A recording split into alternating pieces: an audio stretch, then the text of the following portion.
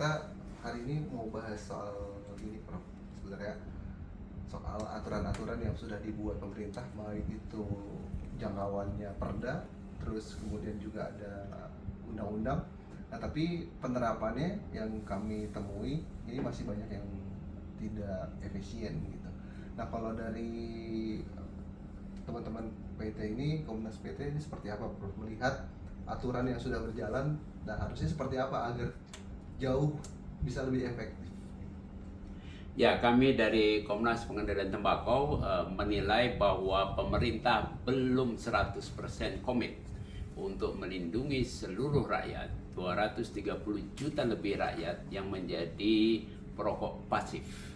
Perokok pasif artinya dia beresiko kena berbagai penyakit kronis, jantung, kanker, stroke, dan sebagainya. Kami menilai bahwa pemerintah terlalu terkooptasi, terlalu memihak kepada industri yang salah paham, yang menyatakan bahwa kami berkontribusi terhadap uang cukai rokok.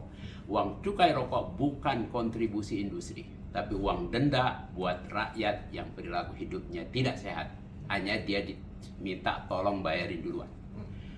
Kami melihat peraturan untuk melindungi seluruh rakyat dari risiko rokok yang berbahaya dan mubazir belum konsisten. Kami sangat berharap melalui Pak Tito agar memerintahkan semua daerah punya perda yang didanai cukup, ada uang pajak rokok daerah untuk mendanainya supaya ada penegakan hukum. Kalau orang yang merokok, alhamdulillah DKI sudah kasih denda 250.000, itu bagus ya. Tapi banyak rakyat tidak paham dan juga ngeyel, mohon maaf ini rakyat ya. Dilindungi, mau dikasih tahu ini berbahaya, malah nantang. Ini perilaku banyak bangsa ini yang tidak bagus. Mudah-mudahan yang lain tidak mencontoh. Ya. Tapi Prof, dalam penerapannya kan juga tidak sepenuhnya berjalan begitu. Tidak ada yang mengawasi. Kayak contoh, saya melakukan penelusuran di stasiun, kemudian juga di halte, lalu di tempat-tempat umum lain, ternyata masih banyak yang masyarakat. Bahkan di samping aturan perdanya sendiri atau pergub, lalu kemudian didorong juga sama aturan undang-undang dari Kemenkes, tapi tetap tidak berjalan dengan efektif. Nah, ini contohnya harusnya seperti apa penerapannya? Kalau misalkan contoh saya ngerokok nih di halte atau di jalan, nah gimana cara penerapannya agar benar-benar masyarakat kapok? Pertama, memang pemerintah itu harus selalu mengingatkan rakyat melakukan pendidikan, edukasi publik, bahaya rokok buat dirinya, buat orang sekitarnya, sehingga masyarakat paham. Kalau masyarakat paham, sama kayak kita mau mencegah resiko. Hidup ini selalu ada resiko. Rokok itu punya resiko banyak. Kita juga punya barang, ada risiko kecurian. Tapi karena kita paham bahwa barang kita bisa dicuri orang, dan kita tahu kita bisa cegah, maka kita bikin pintu rumah, bikin pintu taman, bahkan ada satpam menjaga, ada polisi menjaga, karena sudah paham. Rokok ini masih belum dipahami penuh, dan inilah tugas Kemkes menjelaskan. Saya tidak lihat ada iklan Kemkes yang selalu setiap hari menjelaskan kepada publik rokok ini berbahaya, mubazir, bahkan banyak ulama mengharamkan. Saya sendiri juga termasuk yang mengharamkan rokok itu. Nah, kalau itu sudah dipahami, dibarengin dengan perda, bukan peraturan gubernur atau wali kota, harus perda karena punya kewenangan untuk melakukan eksekusi, mempunyai kewenangan untuk memaksa atau menghukum. Ya, contoh di Jakarta ada denda. Nah, oleh karena itu Pak Tito pada waktu kita rapat itu berkomitmen memperkuat perda seluruh daerah, provinsi, kota, kabupaten harus punya perda yang didanai dari pajak rokok daerah agar ada penegakan hukum. Jadi kalau orang yang nggak peduli, denda atau kasih sanksi lain, suruh push up kayak begitu ya. Itu yang baik ya, suruh push up biar dilihat oleh yang lain. Nah, ini harus ada dalam perdanya sehingga petugas-petugas di lapangan dilindungi. Kalau perdanya tidak berbunyi jelas, dia juga tidak berani. Dan jangan lupa, para petugas lapangan juga harus dibayar yang benar lah, ya, gitu. Nah, tapi kan kalau misalkan di DKI udah ada bunyinya nih, Ya. udah ada bunyinya, udah ada dendanya, tapi nggak ada yang ngawasin. Nah, itu berarti kesadaran atau pelatihan para petugas-petugas di lapangan, satpam atau apapun harus dilakukan untuk membangun pemahaman, kesadaran, dan keberanian untuk bertindak. Masyarakat kita memang masyarakat, mohon maaf, kebanyakan masyarakat bodoh. Kata AAG ditulis di rokok, ya kan kamu membunuh kamu, ya tidak dipedulin juga. Mungkin bodoh, mungkin tidak paham atau buta huruf, bisa jadi juga. Ini bagian yang di negara maju itu sudah terdidik dengan baik. Anda pergi ke Singapura, jangan coba-coba merokok di tempat ya sudah ada larangan merokok. Bahkan Prancis sekarang ini melarang merokok di taman, di pantai, tidak boleh. Dan di sana tegas, denda. Nah, itu bagian yang kita masih sangat tidak efisien untuk peraturan ini. Kalau kita head to head sama negara mana yang paling cocok untuk diikuti gitu, Prof? Maksudnya, dan di mereka seperti apa aturan yang berjalan sehingga sangat efektif untuk masyarakatnya gitu? Tetangga kita, Singapura, Australia itu paling bagus. Di Australia harga rokok bikin mahal supaya rakyat miskin tidak menghabiskan uangnya buat rokok. Padahal buat sekolah anaknya kagak beres. Buat makan bergizi nggak cukup, pakai buat rokok. Maka kalau di Singapura, di Australia sangat tinggi. Bahkan di Australia rokok tuh nggak boleh ada iklan-iklannya, nggak ada. Jadi gambarnya tidak ada, namanya polos. Di Inggris pun demikian. Sekarang Australia, Inggris itu sudah melarang kalau nanti anak yang lahir tahun 2000 misalnya ke belakang, dia sama sekali tidak boleh merokok. Kalau merokok, kena denda. Nah, itu negara-negara yang punya komitmen melindungi rakyatnya supaya sehat produktif. Kita, mohon maaf, menurut saya banyak pejabat kita tidak paham atau lebih dipengaruhi oleh industri rokok, salah informasi tentang penerimaan cukai rokok dianggap sumbangan industri. Bisa jadi juga waktu kampanyenya mau jadi anggota legislatif, mau jadi pimpinan daerah dibantu, bisa jadi juga merasa kemudian mau ya nggak berani lah untuk bertindak. Tapi bisa, Prof, kita akan mengikuti negara itu. Gimana nih? Kalau di Caranya Thailand harus bisa, Muang Thai, di Malaysia bisa, di Singapura bisa, kenapa kita tidak bisa? Sekarang Indonesia ini menjadi juara perokok dunia. Tapi Asian Games pernah jadi juara dunia, Asia. SEA Games pernah jadi juara Asia Tenggara, apalagi Olimpiade nggak ada. Tapi perokok terbanyak laki-laki di seluruh dunia, 70% lebih hanya di Indonesia. Kedua, Myanmar. Nah, Memalukan. Jadi apa yang kita harus lakukan? Apakah kita harus ngapus tadi mereknya jadi polos, terus harga naikin? Apa yang paling sesuai sama kultur kita? Kadang ya kayak tadi yang Prof bilang, orang sudah mahal tetap dibeli gitu loh. Nah, Sudah yang ada aturan tetap dilanggar, nah gitu. Nah, ya, apa yang pertama yang langkah-langkahnya, paling Prof? bagus hari ini atau minggu-minggu ini WHO mengeluarkan himbauan kepada seluruh negara agar menaikkan cukai rokok 50% sampai 2030. Karena masyarakat yang paling bisa efektif naikin harga rokok. Dulu 2016 saya bikin survei, saya bikin pertanyaan berapa harga rokok supaya kalian berhenti. Itu 50.000. Waktu itu 2016 kamu search di internet, hampir semua orang sudah mendukung harga rokok 50.000. Tapi pemerintahnya takut. Padahal harga rokok naik karena cukainya 50% lebih, ya. negara juga dapat uang juga. Tapi rakyat kecil, anak-anak nggak bisa beli rokok. Itu yang paling efektif. Dan itu sudah dilakukan di Malaysia, di Thailand, di Australia, di Eropa, bahkan di Amerika sekalipun $2 per bungkus. Indikator pemerintah takut itu? Pemerintah takutnya, ya karena kenaikan cukai rokok aja ya takut. Tahun ini nggak dinaikin. Ya, siapa yang bisikin? Pasti ada yang bisikin. Ya, padahal kalau pemerintah konsisten mau melindungi rakyatnya dari segala macam resiko yang membahayakan diri rakyat, maka pemerintah harus tegas. Bukan mendengarkan suara industri yang mengklaim ada 6 juta pekerja di lingkungan rokok, tapi ada 230 juta orang menjadi perokok pasif. Mana yang mesti dilindungi duluan?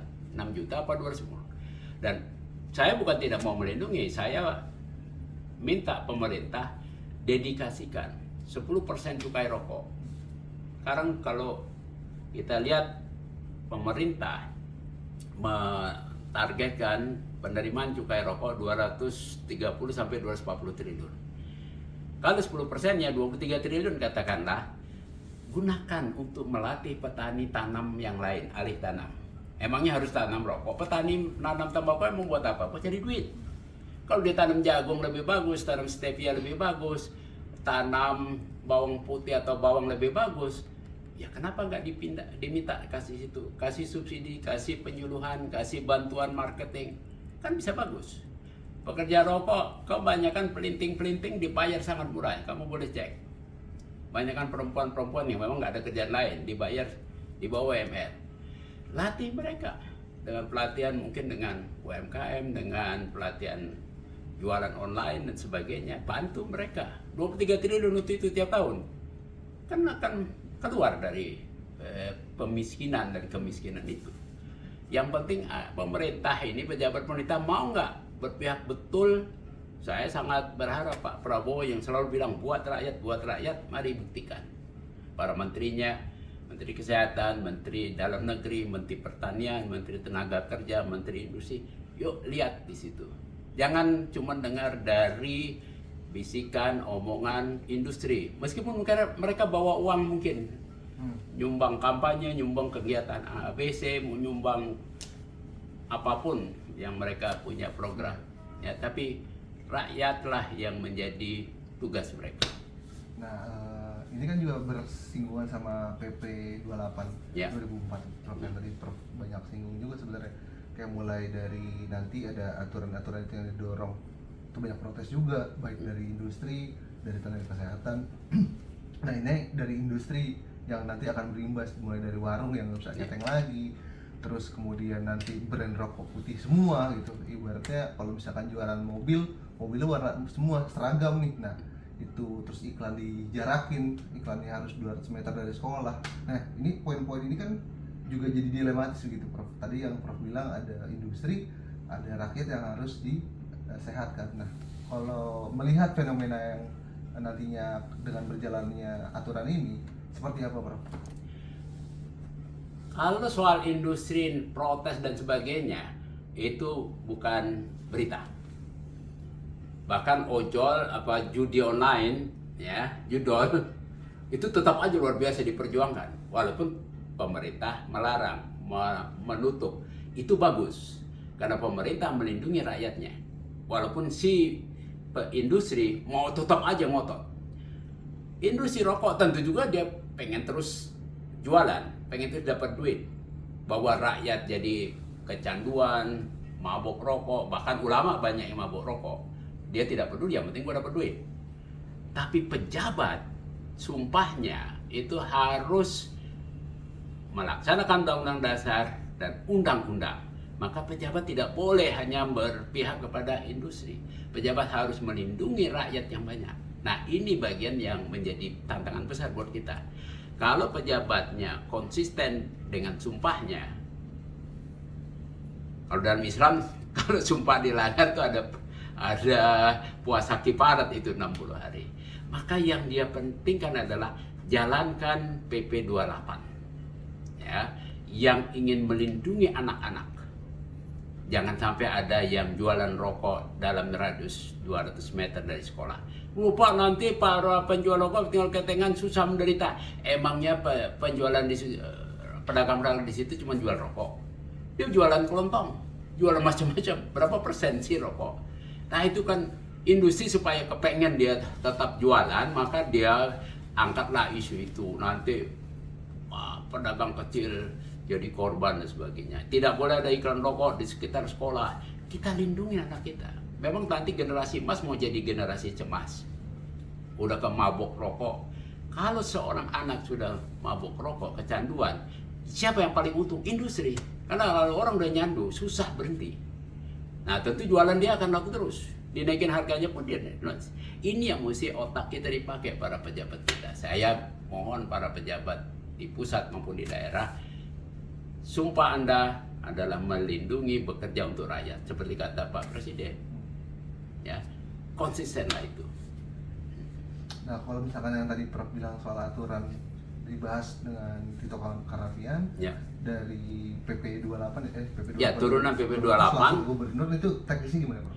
Dari PP 28, pelaksanaan kawasan tanpa rokok itu diatur dengan Perda, peraturan daerah. Bukan peraturan kepala daerah. Beda, peraturan kepala daerah itu oleh peraturan gubernur atau bupati, tapi Perda itu dengan anggota DPRD. Nah, Perda mempunyai kekuatan hukum, kekuatan memaksa, kekuatan memberi sanksi. Nah, saya apresiasi Pak Tito berkomitmen untuk memastikan semua daerah mempunyai Perda kawasan tanpa rokok yang efektif, dan Pak Tito berjanji akan memberikan anggaran untuk itu. Saya salut. Akan berjalan nggak, Prof? Insya Allah kalau dijalankan ya pasti. Apa berjalan. akan ngevlog kayak DKI? Kita masyarakat harus nuntut hak kita.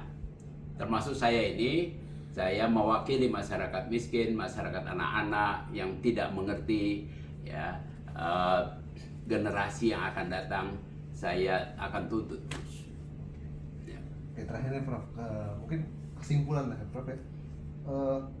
Ada 3 sisi di sini yang saya lihat, kan ada Kemenkes, ada masyarakat perokoknya, Ya. maupun yang tidak merokok, ada industri. Ya. Pertama mungkin dari pemerintah dulu, apa yang harus dilakukan pemerintah, apa yang harus dilakukan industri, dan apa yang harus dilakukan masyarakat. Yang harus dilakukan pemerintah, komitmen konsisten tegas bahwa rokok di seluruh dunia sudah terbukti membahayakan rakyat, menyebabkan rakyat kecil terjerat kemiskinan, menyebabkan biaya berobat tinggi, klaim JKN luar biasa tinggi. Maka rakyat harus diajarkan, dicerahkan, dididik, jangan lagi merokok. Gunakan uangmu untuk beli yang lebih produktif. Jangan mubazir kalau ulama nih. Ya, mesti bareng-bareng. Ya, karena rokok itu sudah jelas mubazir, dan mubazir dalam Al-Quran itu saudaranya setan. Jangan jadi setan. Kedua, industri, Anda sudah punya, industri besar nih, Anda sudah punya dan sudah transfer uang Anda menjadi mall-mall. Coba cek. Udah pindah investasi yang lain. Industri besar, Anda sudah tahu bahwa industri rokok adalah sunset industri. Seluruh dunia juga dilarang. Ya. Anda sudah sadar. Anda sudah punya untung banyak, betul. Cukuplah, jangan serakah. Sekarang ikut mendidik masyarakat. Ya, ikut membantu masyarakat supaya mereka juga sadar kita kepengen generasi emas 2045, tinggal 20 tahun lagi, tinggalkan ini. Anda coba cari industri yang lain, jualan yang lain. Ya, Anda cerdas. Anda bisa lihat mana potensi market yang tidak membahayakan rakyat. Buat rakyat, jangan buta huruf. Baca, di bungkus rokok sudah ditulis membahayakan kamu. Yang belum cuman haram aja itu. Ya, ya ini perlu dilakukan. Tapi masyarakat Muslim, sorry nih, yang karena kebanyakan rakyat kita orang Muslim yang juga perokok. Orang Muslim ekonominya juga lebih jelek, dan ekonomi yang jelek lebih banyak merokok. Kalau urusan belanja sesuatu kan mau dilihat halal apa enggak. Cek apakah ada di bungkus rokok halal. Jangan beli. Tidak halal. Baca lagi aturan. Di seluruh dunia tidak ada di pesawat yang dibolehkan merokok. Nah, sadarlah, dan daripada Anda menghabiskan 20.000, 50.000 tiap hari buat rokok, belikan telur.